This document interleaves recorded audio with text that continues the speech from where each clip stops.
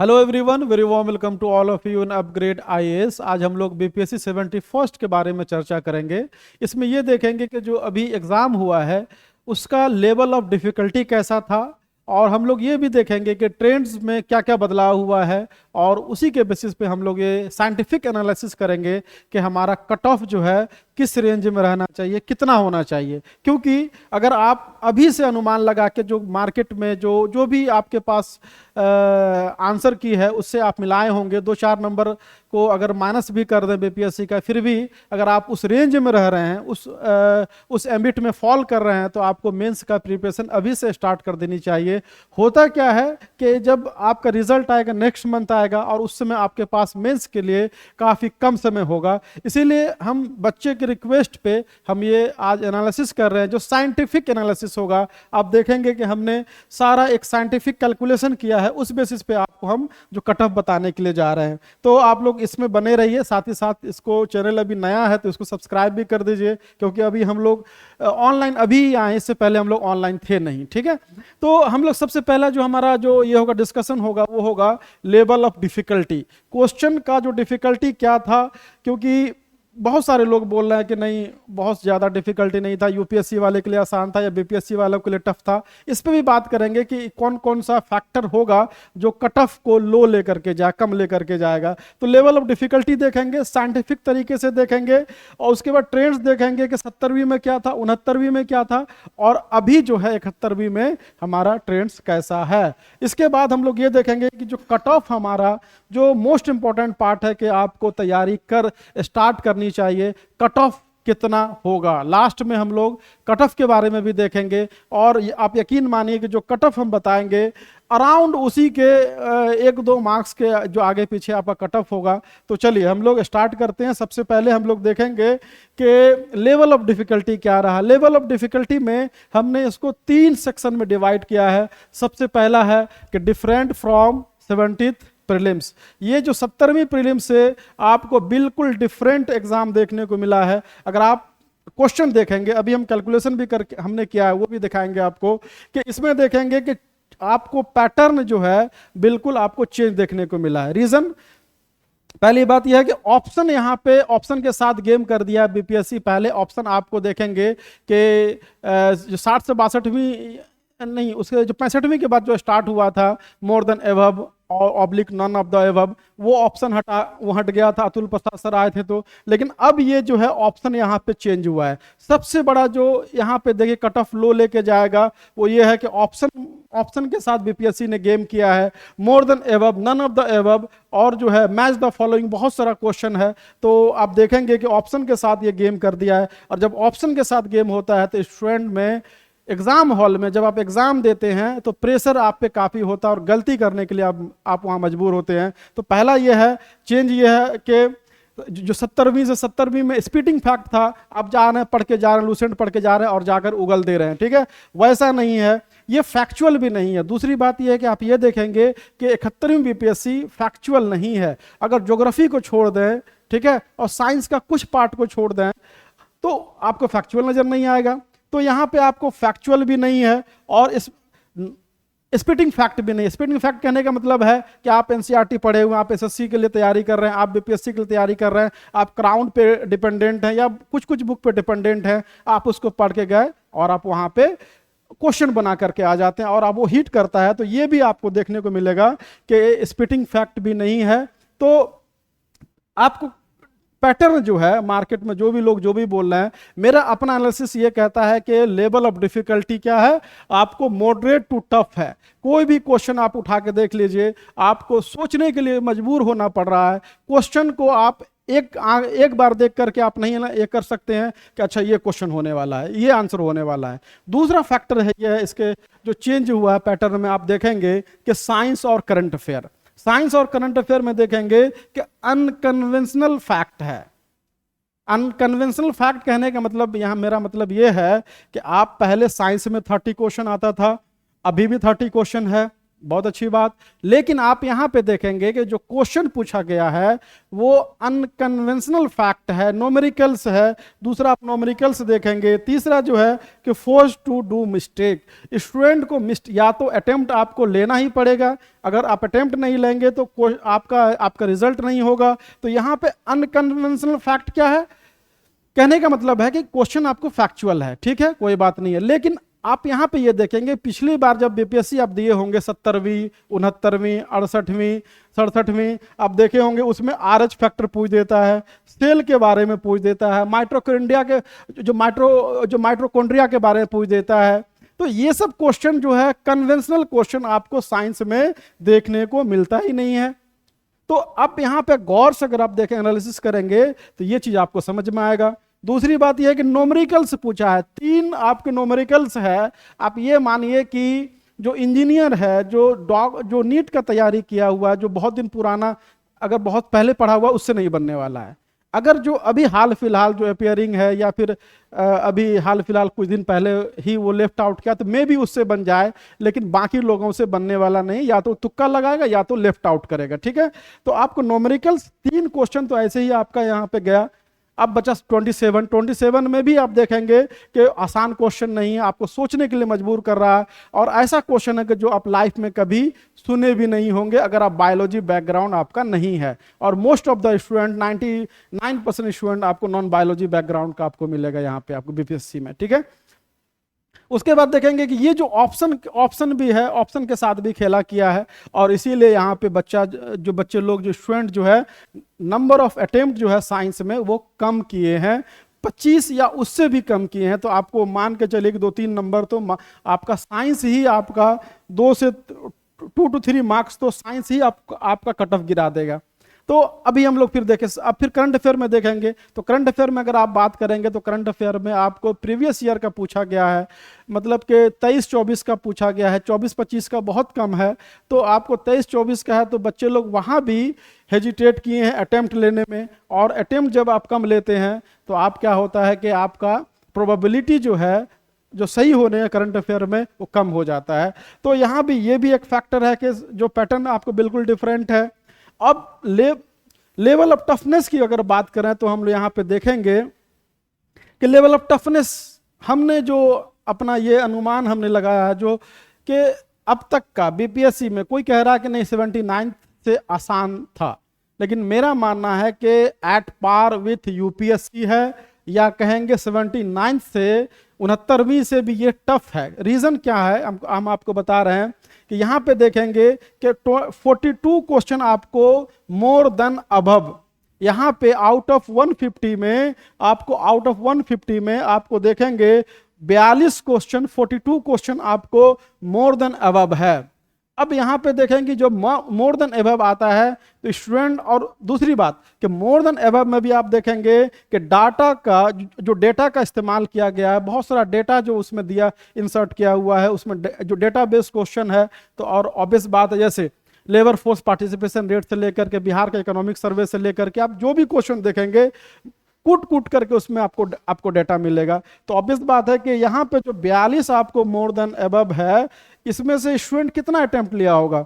25 से ज्यादा, 25, 26, 27 से ज्यादा। जो यूपीएससी वाले हैं वो भी 30 से ज्यादा अटेम्प्ट नहीं लिए होंगे। तो आपको देखेंगे कि मोर देन अबव आपको कितना है? 42 क्वेश्चन है। None of the above question अगर आप देखेंगे अपने, आप एग्जाम से दे करके आए होंगे तो आप देखेंगे नन ऑफ द अबव आपको 7 क्वेश्चन है। उसके बाद मल्टीपल स्टेटमेंट का क्वेश्चन, जैसे ये आता है कि 1, 2 सही है, 1, 3 सही है, 1 and 4 सही है, या ओनली 1 सही है। अगर आप मल्टीपल स्टेटमेंट क्वेश्चन देखेंगे तो ये भी आपको 8 क्वेश्चन पूछा गया है। और लास्ट में मैच द फॉलोइंग क्वेश्चन है, हिस्ट्री में आपको मैच द फॉलोइंग ज्यादा पूछा गया है। तो आप देखेंगे कि उसमें आपको 8 से 9 क्वेश्चन पूछा गया है। हमने नन ऑफ द अबव को भी अगर ऐड कर दें तो उसमें भी 4-5 क्वेश्चन पूछा गया है। अगर इसी को मिला दें, more than above, none of the above, multiple statement और मैच द फॉलोइंग, तो आपको 64 क्वेश्चन हो जाता है। आप ये बोले, आप अगर एग्जाम दिए होंगे तो आपको पता होगा कि 64 में आप कितना अटेम्प्ट लिए होंगे, ठीक है।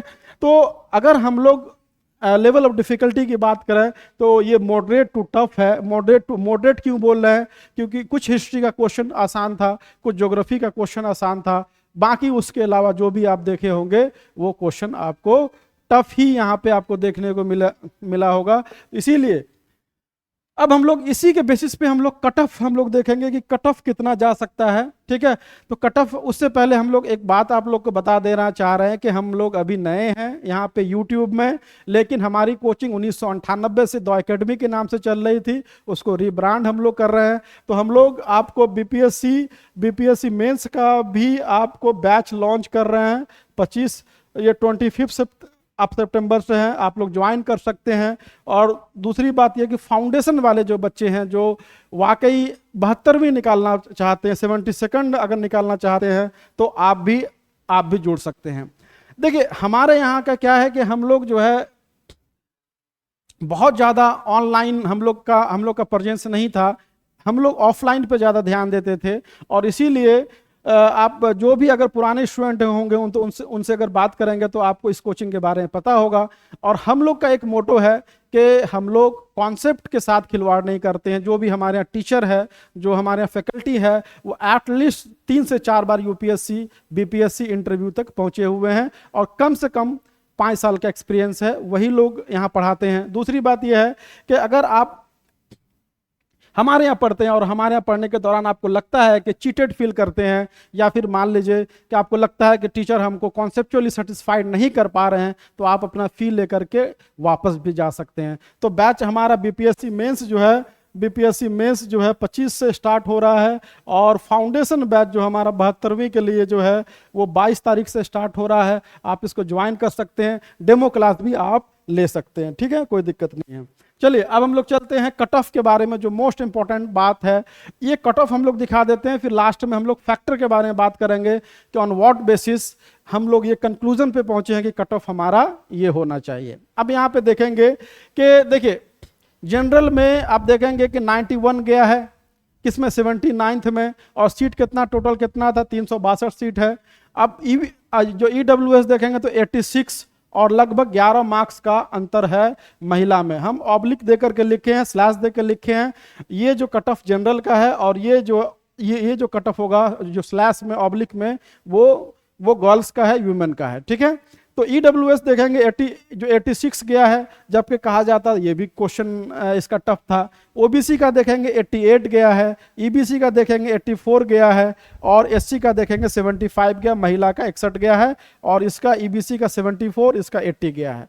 लेकिन आप यहाँ पे देखेंगे, यहाँ पे 362 सीट था, 362 सीट था। एफएओ को अगर निकाल दें, क्योंकि एफएओ से हम लोग को कोई वास्ता नहीं है, जिनका अगर इकोनॉमिक्स बैकग्राउंड नहीं है तो वो एफएओ का भर नहीं सकते थे, फॉर्म फिल नहीं कर सकते थे। तो 99% बच्चा जो है आपको इधर ही आपको देखने को मिलेगा। 362 सीट कट ऑफ, ये देख लीजिए।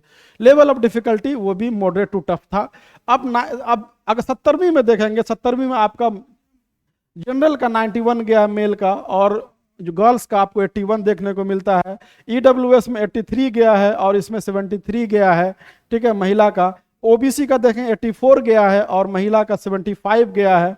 उसके बाद देखेंगे ईबीसी का 82 गया था, और महिला का, गर्ल्स का 79.33 गया था, और एससी का देखेंगे मेल का 70.33, और जो गर्ल्स है, वुमेन है, उसका 75 गया। यहाँ भी फैक्टर अगर यहाँ पे देखेंगे, पिछली बार भी कट ऑफ हम लोग ने ये बताया था कि 86 से लेकर 88, आप अगर देखेंगे मेरा पुराना वीडियो तो आप उसमें भी आपको मिलेगा। हमने ये बताया था कि 88 से लेकर के 86 से लेकर 88 कट ऑफ रहना चाहिए। लेकिन ये 91 क्यों गया था? 91 इसलिए गया था कि पटना वाले जो बापू सभागार वाला जो हुआ था, उसको बाद में मिला दिया गया था, एक कर दिया गया था, जिसकी वजह से कट ऑफ आ गया था। लेकिन अगर दोनों का रिजल्ट अगर अलग अलग देता तो आप यकीन मानिए कि 85 से ज्यादा कट ऑफ नहीं जाता, जो फर्स्ट फेज में जो एग्जाम दिए थे। तो कट ऑफ हम लोग का वहां भी उसी तरह फॉल ये किया था, जो सही हुआ था। अब यहाँ पे देखेंगे 71st में अगर हम बात करें तो टोटल सीट कितना है, 1298 सीट है।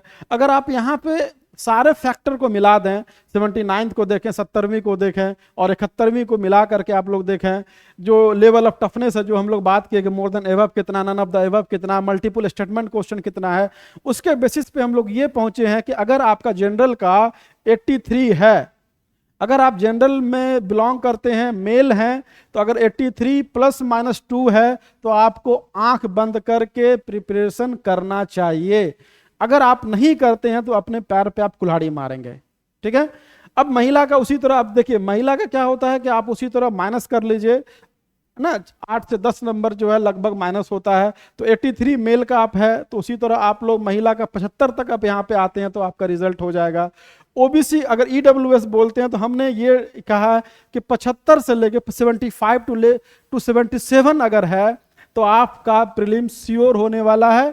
एवन कि अगर आपको 2-3 मार्क्स कम भी है तो आपको प्रिपरेशन करना चाहिए।